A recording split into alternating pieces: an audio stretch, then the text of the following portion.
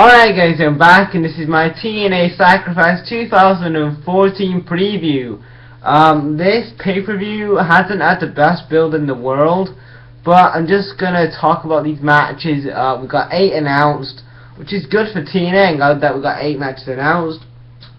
Some of these matches I've had some build, some haven't had any build at all. They just had some poor builds, some of them. Some of them have had some good build.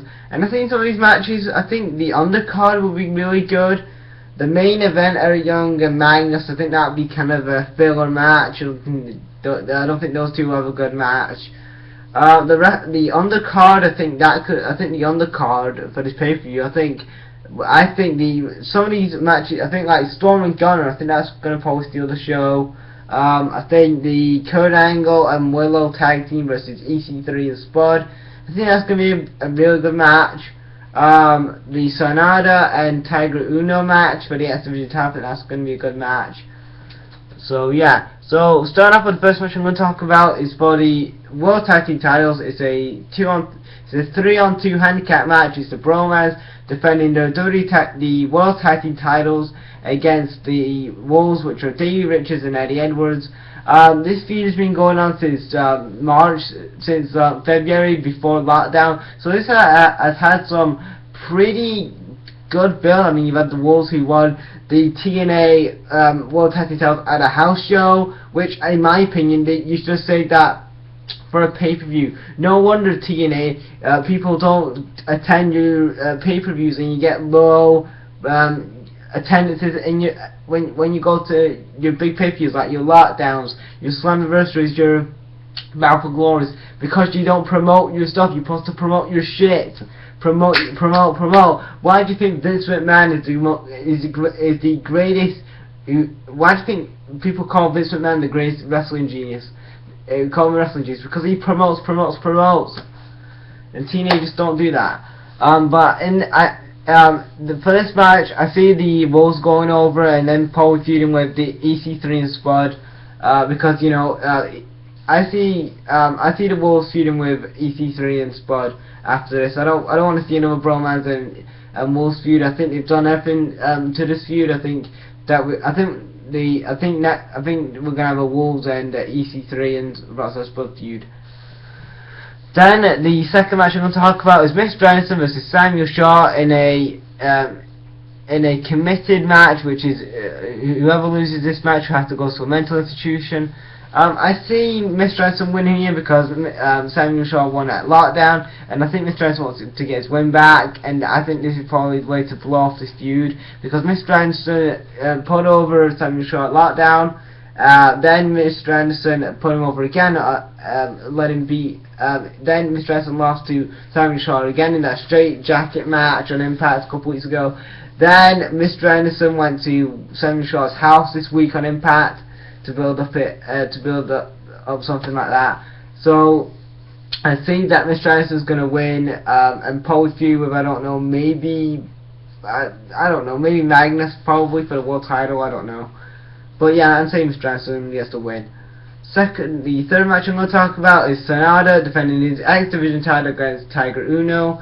I see Tiger Uno retaining. I don't really care about this match at all. Whatever.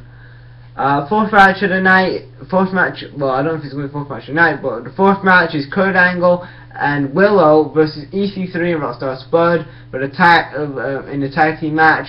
I see EC3 and Rockstar Spud going over, but I think that Rockstar Spud and EC3 are going to go over. It would make a ton of sense.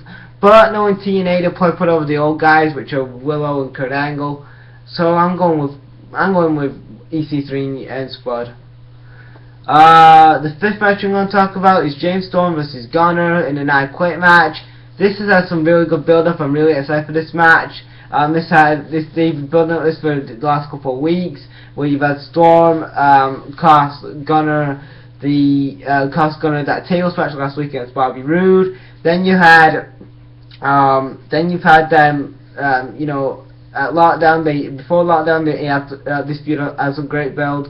Then you had James Storm turn heel. So this has had a very good build. I've been really liking this Storm and Gunner feud, and I'm really getting into this Gunner. I'm really getting into Storm's heel character. I'm getting into that, and I'm really liking how Gunner is slowly getting over the crowd, and they're getting his pops are getting louder and louder each and every week, and I'm really liking that.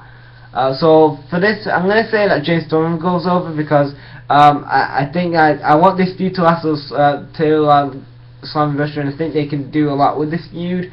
So Gunner and Storm, I think they can still. I think this Storm and Gunner feud can last till at least Slammiversary. So I'm going to say Storm gets the win here. So at least a 1-on-1 then. Then the sixth match I'm going to talk about is Bully Ray vs Bobby Roode in tables match. This has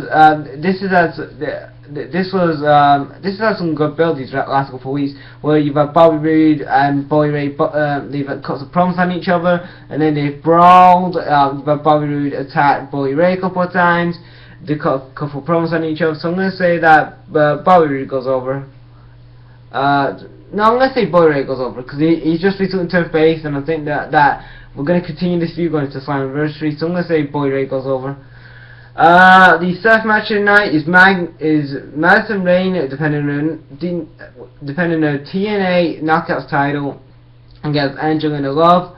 I see Angelina Love winning here because they're having this feud with her and Madison Rayne. So I'm going to say that Angelina wins. Then the eighth match of the night I'm going to talk about is Eric Young defending his TNA World title against Magnus. This has had no build-up at all, in my opinion, so I'm going to say Eric Young goes over, and maybe continue this feud into Slammiversary, I don't really know. But yeah, so that's my predictions for TNA Slam Sacrifice 2014. What do you guys think of these predictions, this card? Leave your thoughts on this card in the comments, and thanks for watching, guys. Frag out.